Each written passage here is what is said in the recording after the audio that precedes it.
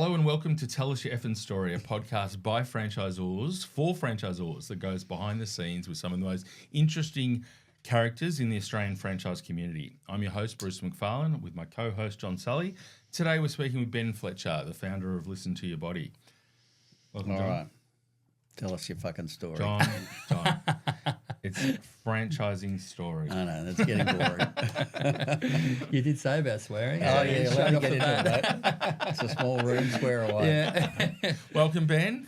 Thanks you. for coming along. So, we're going to start off by going a little bit back, learn a little bit more about you before we jump into the business side of things. So where'd you grow up? Tell us, where'd you go to school? All those sorts of things. Yeah, firstly, thanks for having me today. I grew up in Strathmore in northwest of Melbourne. Went to school at Strathmore Primary and then Strathmore Secondary College. And what were you into? I know you play a bit of cricket, into sport, obviously, fitness industry, but what about how'd you go at school first before we get into the sports side? I can't quite hear you. That's a joke. Not a priority. I must admit, I'm not unbelievably proud of it, but school probably wasn't my greatest strength, to be honest. I grew up absolutely sports mad with cricket and football and went, I'd be practicing all day and night when I could on weekends and before and after school.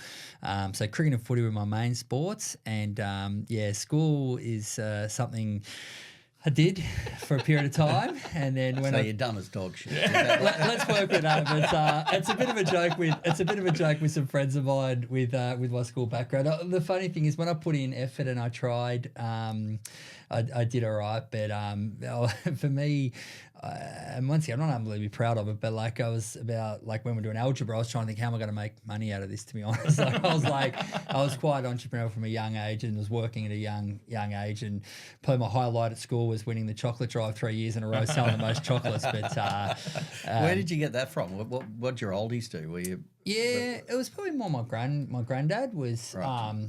He ran a very good business on a flower farm actually in the Grampians. So mum and dad were mum worked at the banks for years and dad worked at the council, but my granddad was very much into his business and I was named after him. So I think from a very early age he was the word is that when I was born he was always putting dollar notes in my pram, that sort of stuff to try and get me working on Christmas Day as an 8-year-old to earn some money. So I guess from a young age, I sort of enjoyed that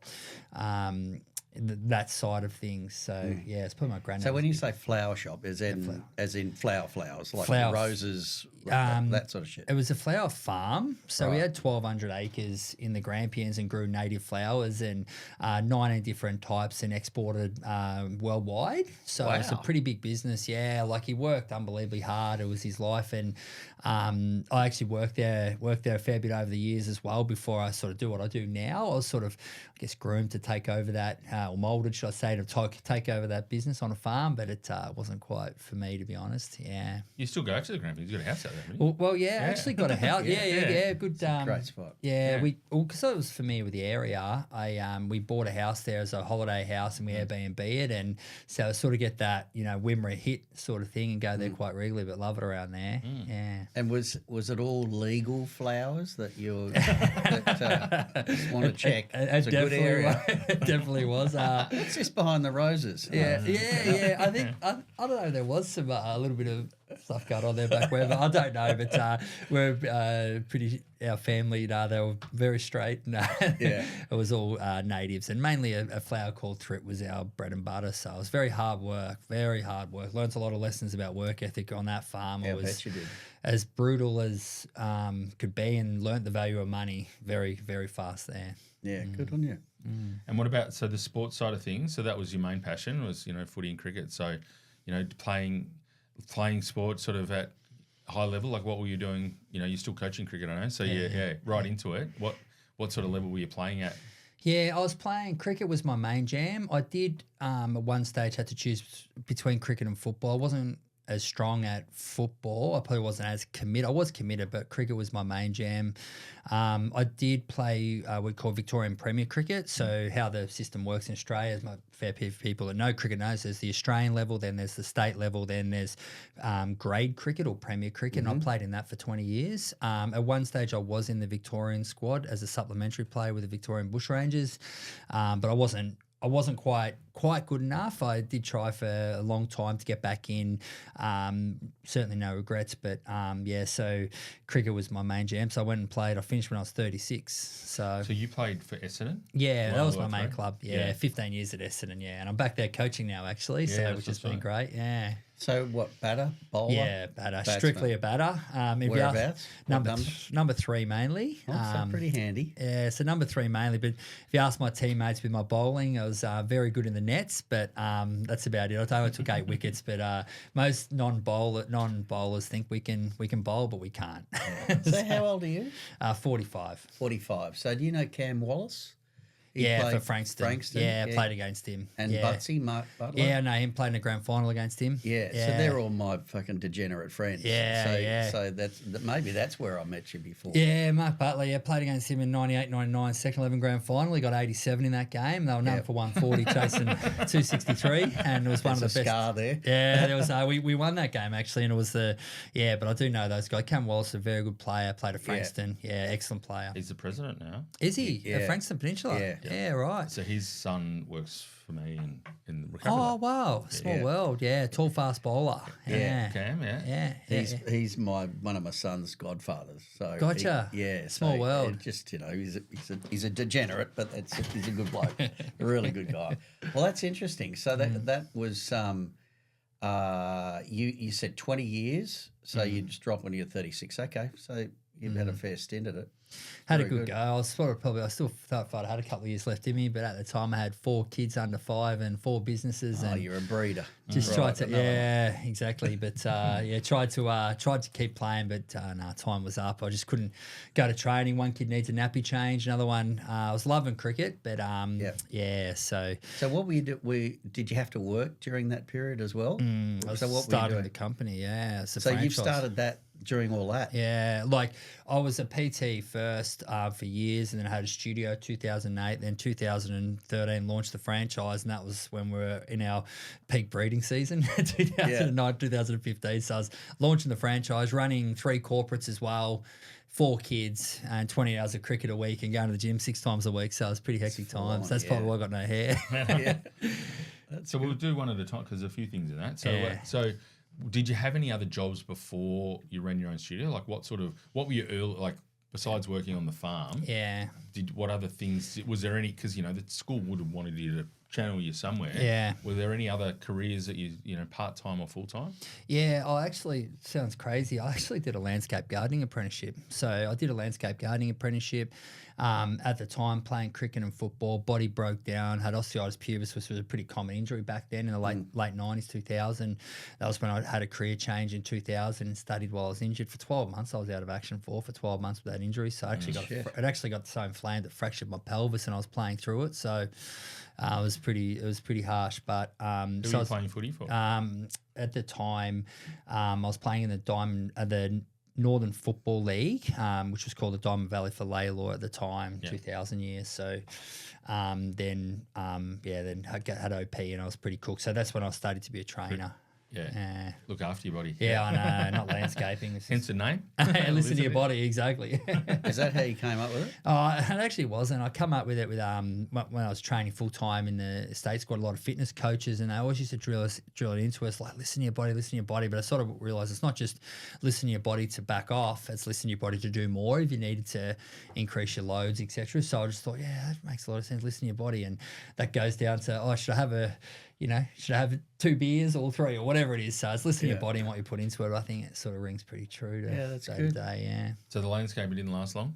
I actually got 2.5 years out and then did my trade school afterwards.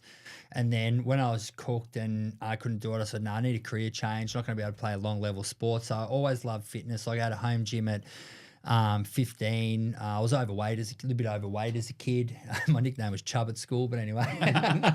So I was like, I got to do this fitness stuff, but I love fitness. And then, I guess one thing led to another. I did a course remote, which was awesome. And and funny enough, when I thought of schooling, I don't think I ever got an A in anything at school. I never put in the effort. Not even PE. No, I don't even PE, to be honest. And then I, in the course, I got like 100% on nearly everything. I was so into it. Like, I think I got like I really understood physiology, anatomy, and all those things that in school. Like, mate, you got a bit of ADD. That's got to be what it is. Oh, you know what? I work that. You're the 250th person to tell me that. Mate, there's nothing wrong with that. You got to own that. Yeah, I do. That's good shit. Yeah, a lot of people say that.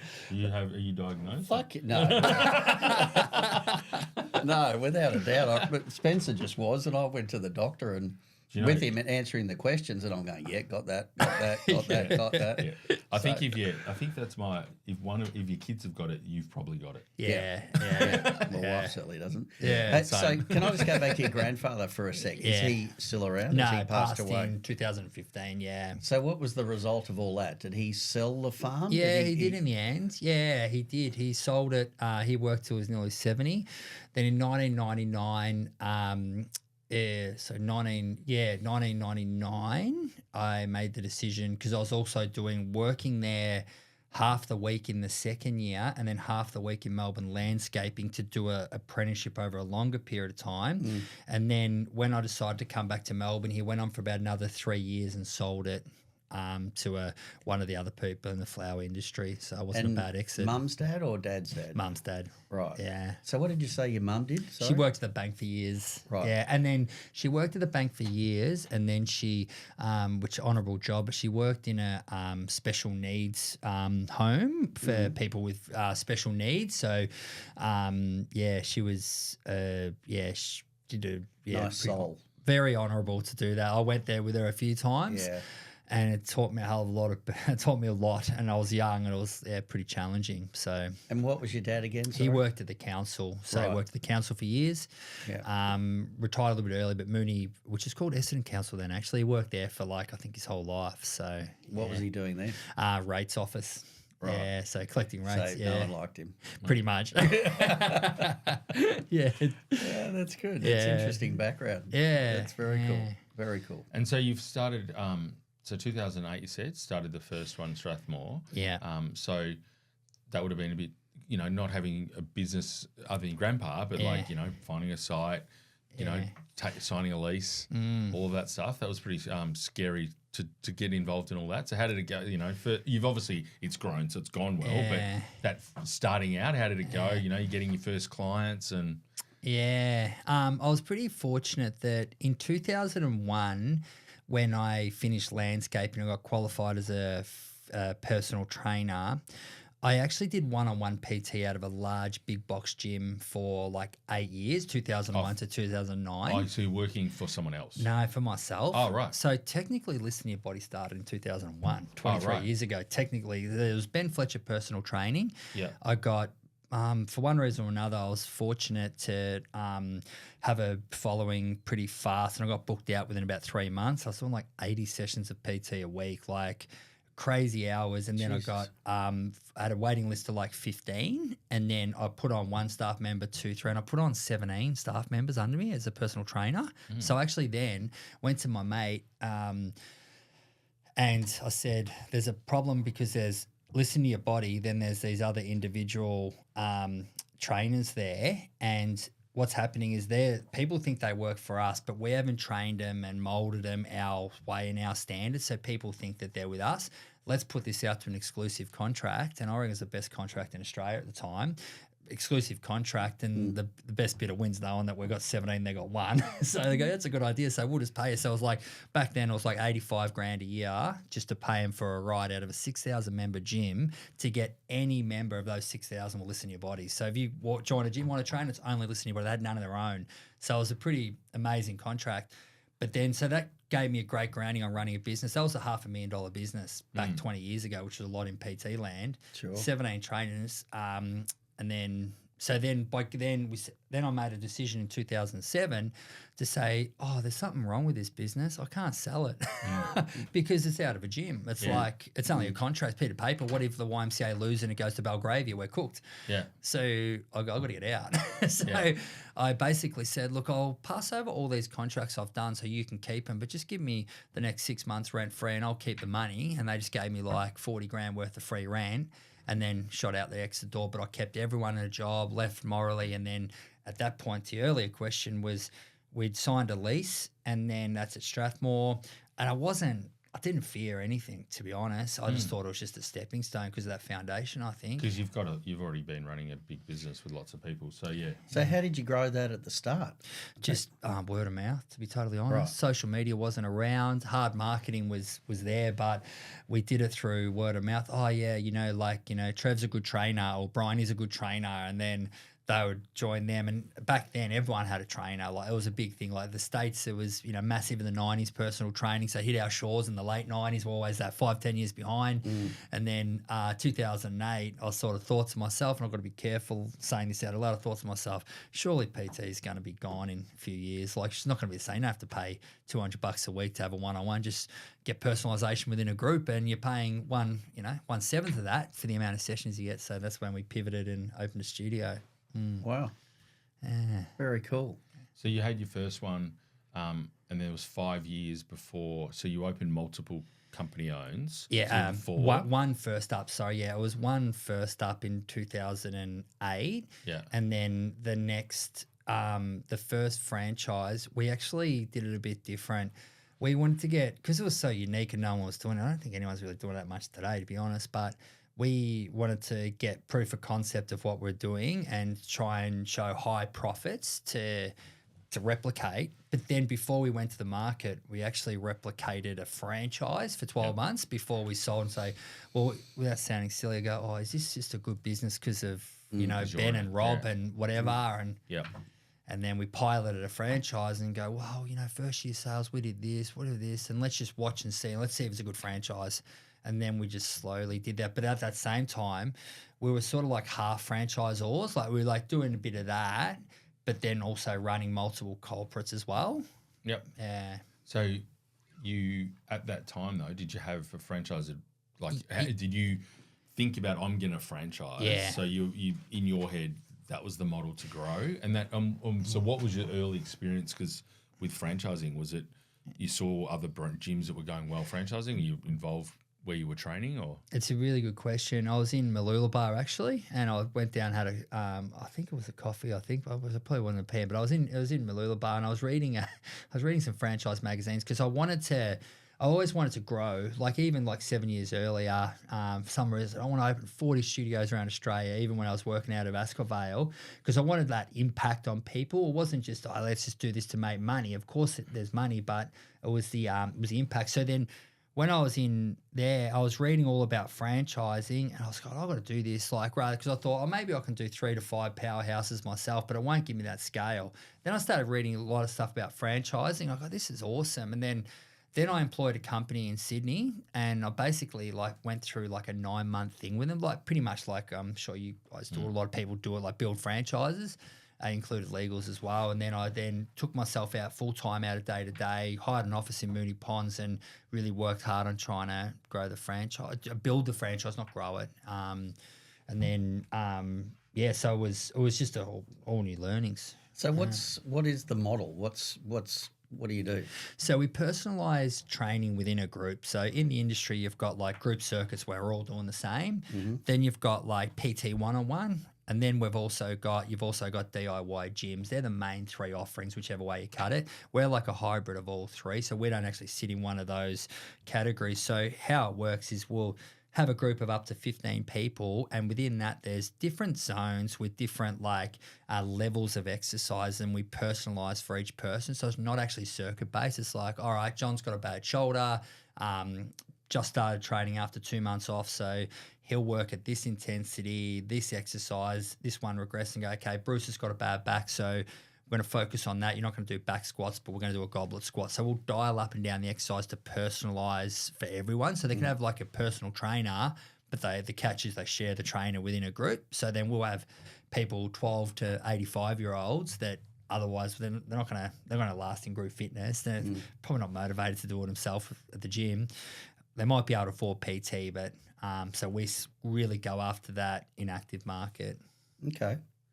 And so are you redoing, I suppose you're redoing everyone's personal program. You're not redoing a group program like it's a group group basis of a program, but within that program, within the zone, we actually just dial up and down the exercises based on what we think is most specific. So we wouldn't have the time. It's not practical to do an individual program for each person, type it out, whatever. So it's like, all right, program today is the easiest way I explain is like, all right, today is back squats is one of the exercises, and that's like a level 1 exercise. Then underneath that is like a dumbbell squat. So then the beginner will do that and dial that down, and then we'll advise each person what to do based on basically their goals, limitations, and training history. And how do you charge it all? Do they buy 10 visits, or are they monthly members, or are they?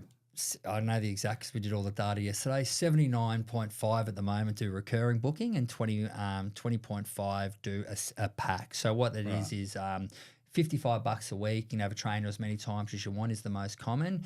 And then if people can only come twice a week, they'll get like a 10-session pass or a 25-session pass. Works out about, depending on the package, $20 a session.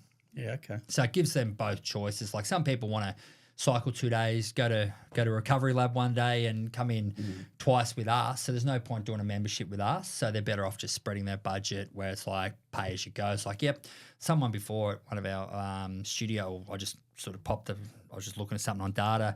Oh, they'll book into the 12:15. He does a bit of bike riding. Oh, yeah, geez, I need a pack. I just bought 440 on the app, and he just books in for the 12:15. So, yeah. Okay. And so how big's the studio? Do you call them studios? Yeah. Or, right. 140 to 200 square metres our sweet spot. Okay. Yeah, see, if I was going to that gym, I'd go 1 day at you, 2 weeks at Recovery Lab. 1 day at you, 1 month. And Recovery Lab's not my one, it's the pub. Yeah, funny enough, like with people who are like 3 to 5 days a week, that's our real sweet spot we go after. Like we can actually cater for people at any level. Like we've even had people, it's like, all right, I know in this 12-minute round, it's like a 400-meter walk.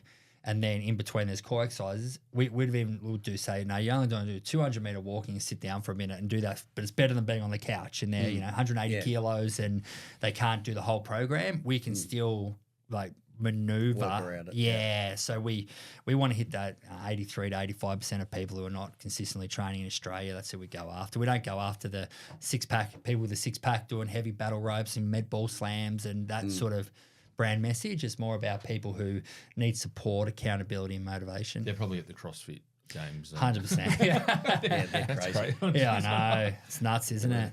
They're over the road from you, aren't they? Yeah, I'll be there next week doing an activation, standing around with the boots and looking after them. But so when you go back to the franchising stuff, so you've got your own site and you're reading about franchising and stuff. So was your second one a franchised one? Yeah. That you treated like so it was company owned. You treated it like a franchise. It was literally a franchise, and we treated it like a franchise, but we held back selling more until we used it to get more proof of concept and replication of the franchise. And So they became a franchise. Correct. Yeah. And so over that first few years, you end up with some other company owned ones as well as franchise. So were your first franchisees trainers that you'd already worked with? No, members. Members. Yeah, members. Yep. And how'd that go? They still in the system? No, there was an interesting project actually. It was pretty successful for what it was. Our first year sales were pretty good.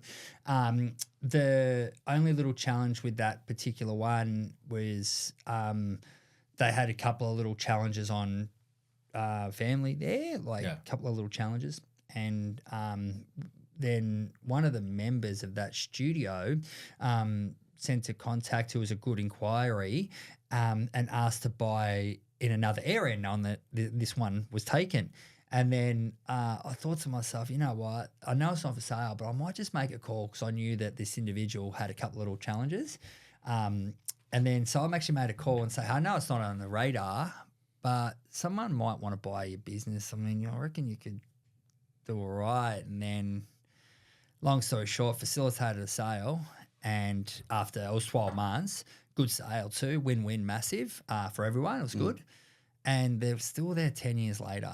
Same people. The new ones. Yeah, and doing very well. I was there actually the other week and very strong business. It's a good story actually, and some of the stuff they've done for the community is unbelievable. So then the first ones got out, so that was a good result for them. They got their money back. And, Yep. So what about the next few? Like how finding franchisees? Because at the moment, you know, you're still running, you're still teaching, you're still wearing all the hats of the business. So how's that going? Recruiting franchisees, running PT sessions? Oh, it's hectic.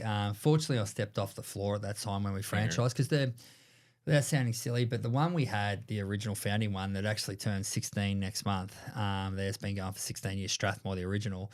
That was how do I say this without sounding silly? That was a powerhouse, like fully to the brim. Like we got members traveling from 25 suburbs around Melbourne to come to this studio. That was why we franchised. We had we joked about it, but we actually even had a crew from Ivanhoe carpool to get there. It was like, because no one was doing it, what we're doing, and they're still not, I don't believe. And even back then, there was in Strathmore, people come from Richmond, Williamstown, Gisborne, Sunbury, like a 25K radius, and then it was booked out. So that, fortunately, the profit in that was able to fund me being able to grow the franchise for multiple years in a row. Like that was like the cash cow, to be honest. So we actually launched a franchise without finance. We did it all on cash flow. So, and that's still, to be honest, to this day is a similar level. It's a beast. Yeah. So where are you now? What's the business look like now? 20 franchises. Or 5. All Victoria? No, national, 5 states. Yeah. Right. Yeah. So, and then this thing that I should know this exactly, but I see the other day, but 5 other territories are sold as well, so it could be potentially 25. Right. Yeah, so 20. When the territory sells, is it just about them finding the site? Is that what holds it? Like, why can't they open quickly?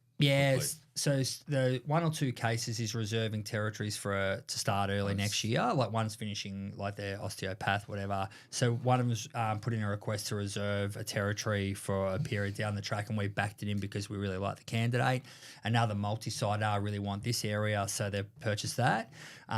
We're site selecting for the others now. So we work very full on with site selecting. We're probably we do like 99% of the lease negotiations, site selecting, and as a matter of fact, I was in the car park trying to take over a place in I won't say the state, but I'll take over a place to rebadge it. Yeah, correct. There's a bit of that going on, there's a lot of that going on. I bet. It's our last 7 have been a rebadge, it is a game changer for us. Same sort of for those 7 have been similar usage, not usage, but correct brand. Similar, yeah. Right. Right. Okay. Similar, yeah. So the thing is, we don't have to get a permit.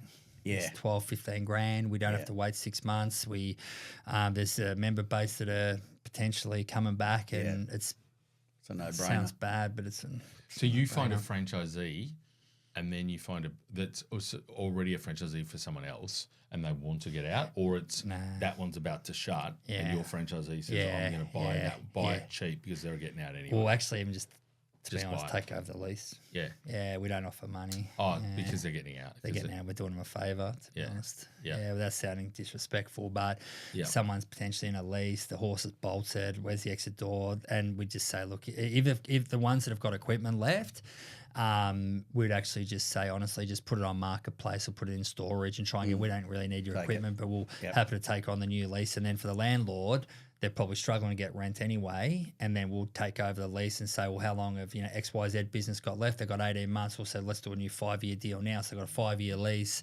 Then we sort of balance too. So we sell the territory first, and then when we go site selecting, we always look what's available with an area. And we approach people as well to say, don't be disrespectful, but if you're upsizing or looking to exit or whatever, we're always looking for sites that are existing.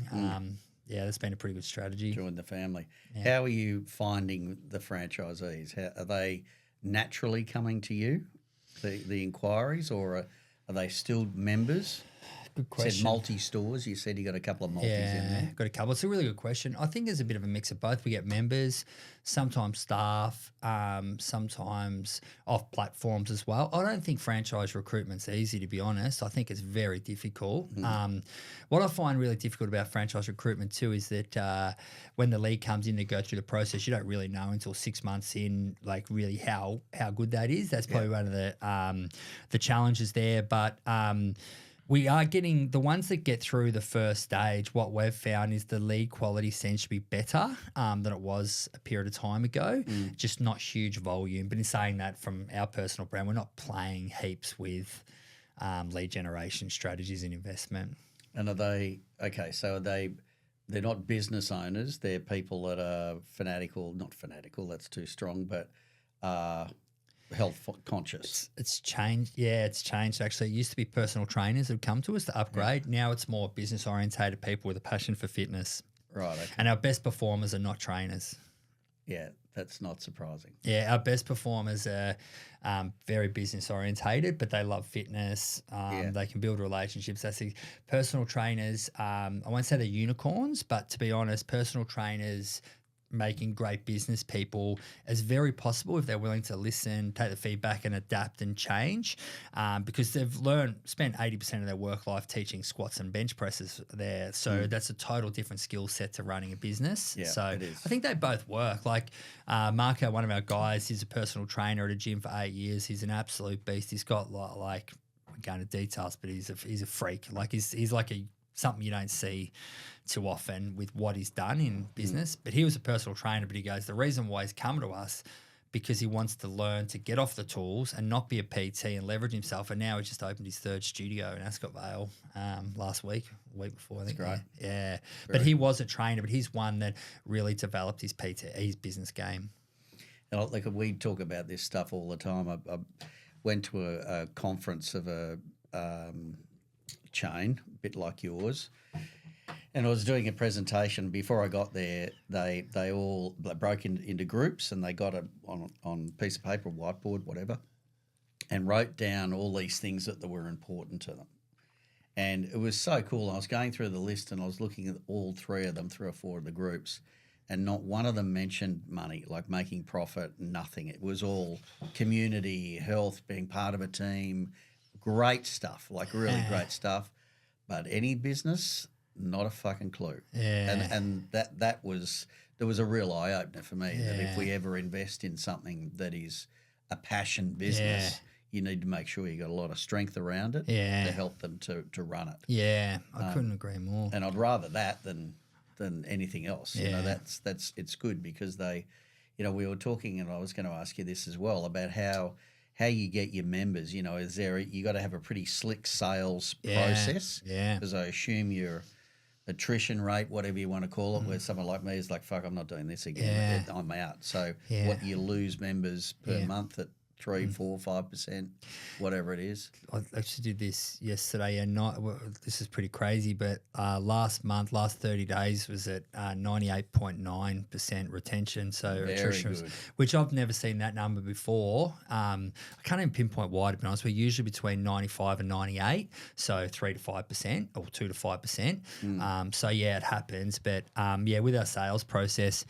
we call it problem solving, which is sales as well. But the thing I've probably learned over the last few years is that in business is you've that part of your game. If you don't want to sell and you can't sell, you're cooked, because you've really got to embrace the sales process. But it doesn't have to be like, you know, hard old school, push them in a corner. It's like solving a problem, building relationships, facilitating a process. We've got 4 checkpoints at this point. When they're qualified, then we can go into another 3. Then we've got 4 steps to finish. It's like, and we do things like, you know, we do sales coaching on calls. We've got access to all the calls.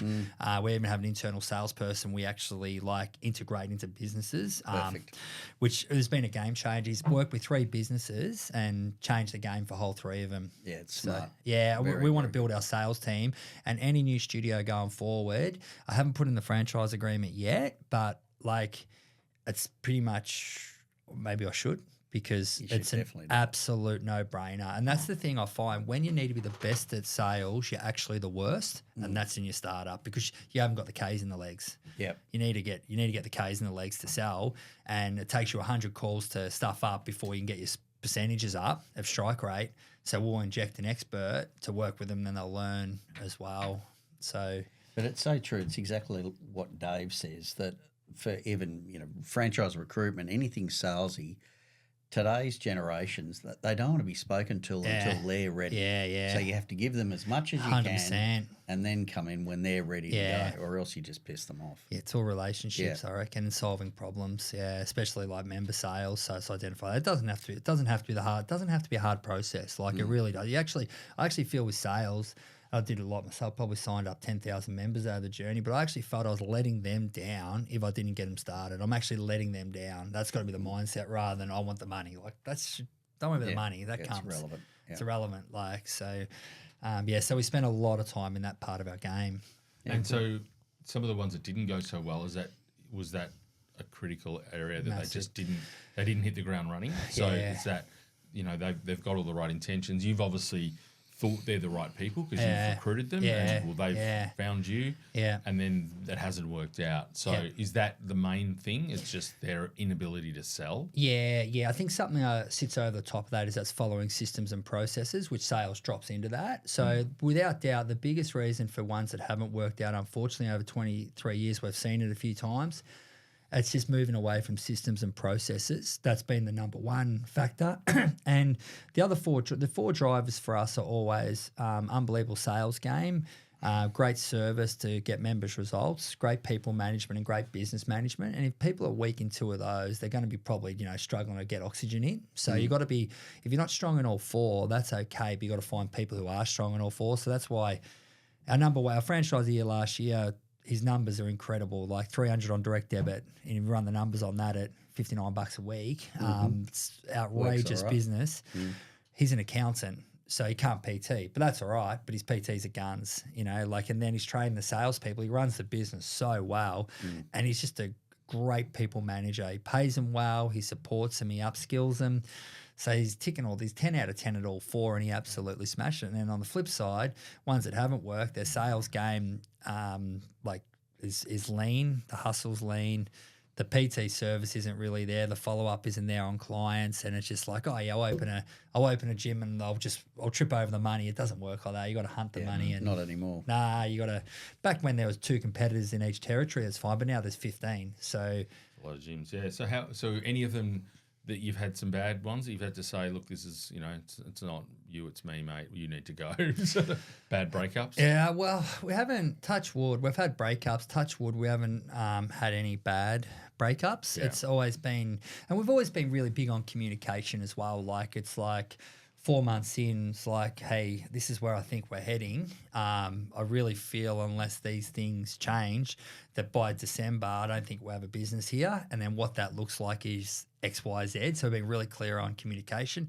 What do you think? Which direction do we want to go? And then it's like, no, I'll try whatever. And then when things have gone south, it's like, yeah, you were right. It's not for me. Bang, bang, okay, that's fine. Now let's just try and get you out as best we can. So I've got a theory as a franchisor. We really want to, 3 things. We want to help people get into business. We want to help people run a great business. We want to help people get out of business. Not just, get them in, help them, and see you later when, things are going south. So, so fortunately, touch wood, no real. And the other thing is we don't do, taking it back a step, is we don't make promises as well. Like our process is very it's not the blue sky strategy. We actually talk about failures, and it's not like, hey, buy a listen to your body's the best thing ever. It's like, yep, some smash it. We've got 3 performance groups. Here's moderate, but you speak to them and see why they're moderate and see what you can pick in your own case study. And with financial projections, here's the range of what they take. You've got to make your own assumptions of this.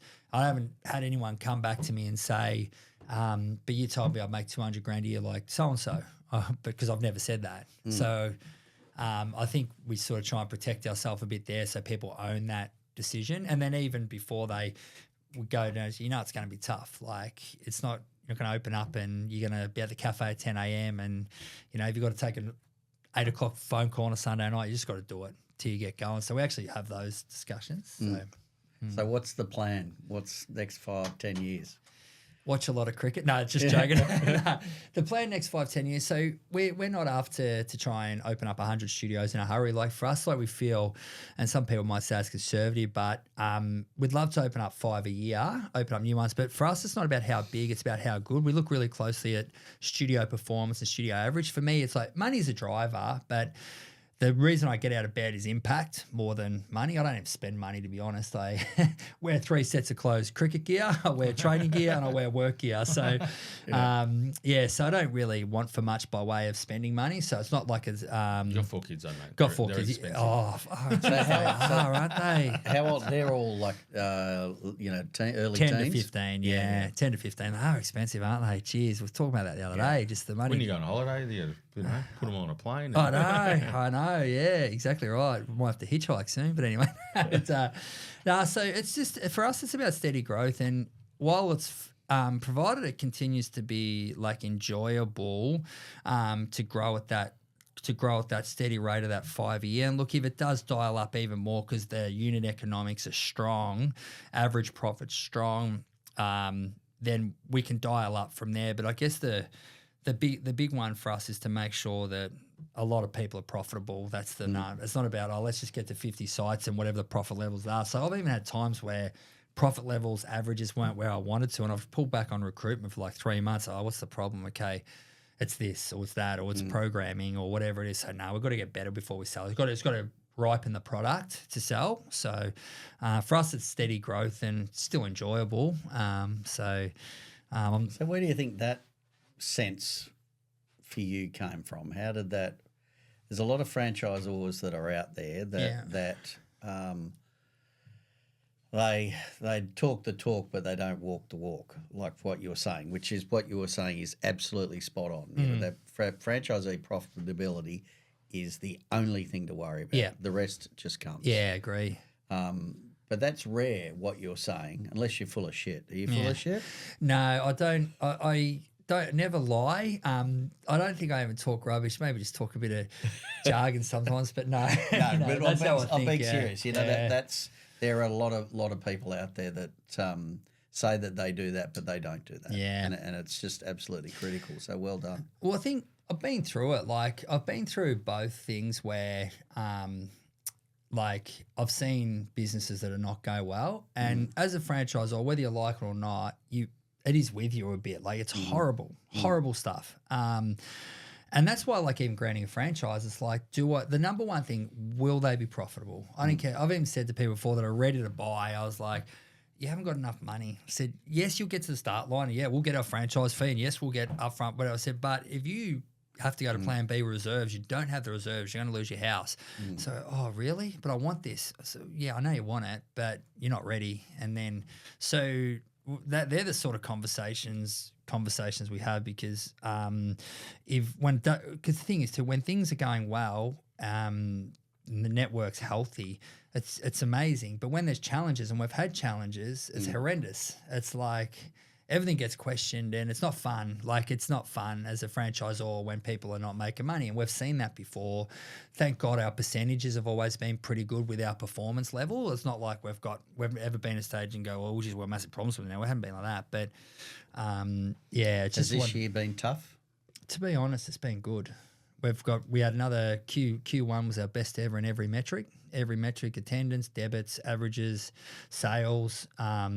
So 2022 was a really tough year. I felt it was just harder. 2023 was quite good. But the only thing I've noticed is that the good operators have absolutely gone to another level, and the very good operators, not the good. That's the difference. Whereas the okay to good ones have stabilised more than otherwise will, because I think people are more selective with money. So I just think you've got to be really good. I think it'll be really good to be successful.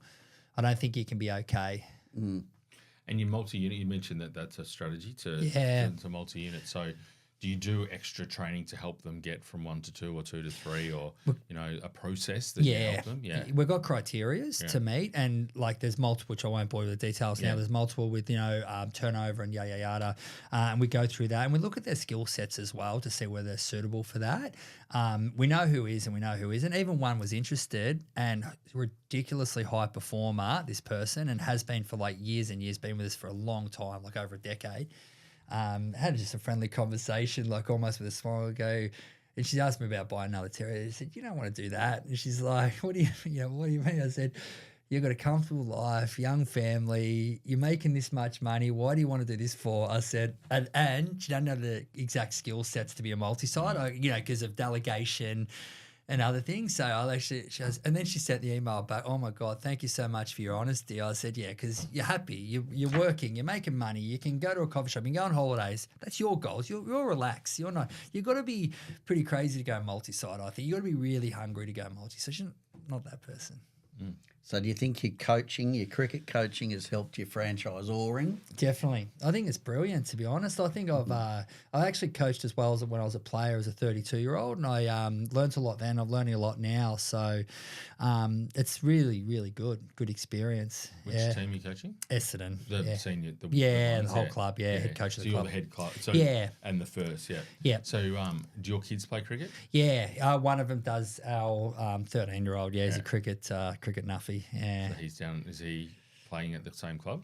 He's a bit too young for that. Yeah. He's till seniors. Yeah, he's going to a junior club at Strathmore, which is around the corner. So I coach them as well. I coach the under-14s. We've coached them for coming up 7 years now since they've been 7, and we've won 3 premierships in the last 12 months. It's good. But, it's another passion coaching those boys. We've got a special group of under 14 kids that live for their cricket, which is good. Yeah. So we talk about coaching and for coaching teenagers and having therapy sessions for those coaches, because teenagers are fucked in the head. It's hard, isn't it? Different beast, isn't it? Yeah. I'm often crying to Bruce because he's coached a lot of the girls footy teams. Yeah. I've coached footy and life saving, so it's crazy, but so good when it happens, when it all goes well. Yeah, it's awesome. Yeah. So, did you really answer that question though about what's the plan? Do you think there's 100 studios? Do you think there's 50? Do you think there's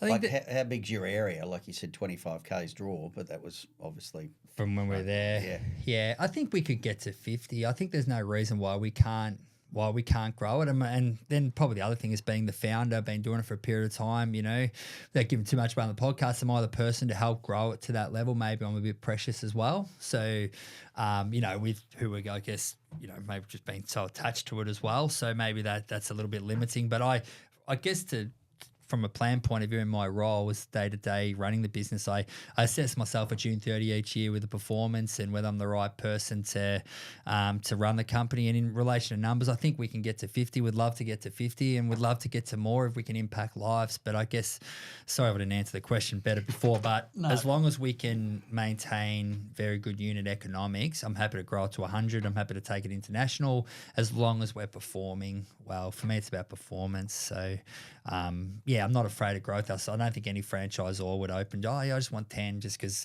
we all know franchising 10's more of a headache than it's actually, to be honest, even at 20 now, it's like, what I mean? We're not, it's a tough time. Stage. It's such a tough time. Like, we need a budget for 50, but we've only got 20 and, it's pretty crazy. All the different stuff you need to do. Yeah. We've got a couple more questions. We're going to finish up soon. But what about tips for franchisors? Like, if someone's thinking of franchising, what would you say to them? So I think the first thing is understand why you want to get into it. That's probably the first thing, like what the motivation is to get into it. Second thing, what I'd say is you've got to think like a franchisee as well as a franchisor, and would you buy it if you're a franchisee? Treat them like you'd want to be treated, a bit like the members, think like a customer. I'd say that's a really big one. Make sure you've got plenty of money as well, to be honest, that you could do it, and lean on as many mentors and experts as you can. You probably know this. I did a huge amount of that in the early days, probably went a bit too hard. I will be coming back to different things though as well. Different things as well with mentor and networking and conferences, etc. But there's so many great resources in franchise you can you can learn. But I think really understanding why you want to do it. If it's just about money, I think people would see through that. There's got to be a deeper passion to want to replicate and make a difference. You're a bit unique. I like it. Is that aligned with the ADHD? No, it's not. It's refreshing, to be honest, because you seem very self-aware. There's not many people in your situation at 20 stores that would go, am I the right guy to take it further? And honestly, we've met a lot of people in your stage of growth, I suppose. And that's one of the things, that's one of the reasons why we set up BDC Investments, is to help people that are at that stage that are just not the right people to take it to the next. Yeah. And you are, by the sound of it, because if you're getting, I would imagine you're getting good, you identify what's good for you, what you're good at, and you've probably got people around you that fill those voids where you're not. Just from what you've said. But it's credit to you. You're impressive. You're annoyingly impressive. But I hope your cricket team's fucked and they lose as well. We're in a rebuild at the moment. We're in a rebuild. I'm trying to buy myself 2 years there in that role as well. It's not a 2 year deal, have you? Yeah, I've got 2 years. So we've got a couple of games and see how you go. Got a group of kids, so we've had a bit of a rebuild. We've reshaped the culture there, and good on you. But it's super impressive, really. I hope you celebrate your wins. Yeah, absolutely. It's a wanky statement, but I hope you do, because that's important. You've done very, very well. Yeah, thanks a lot. I appreciate the comments. Well done. Thanks for coming in, mate. No worries. Thank you so much for having me. Yeah, appreciate it. Still think you're annoying, but thanks, guys.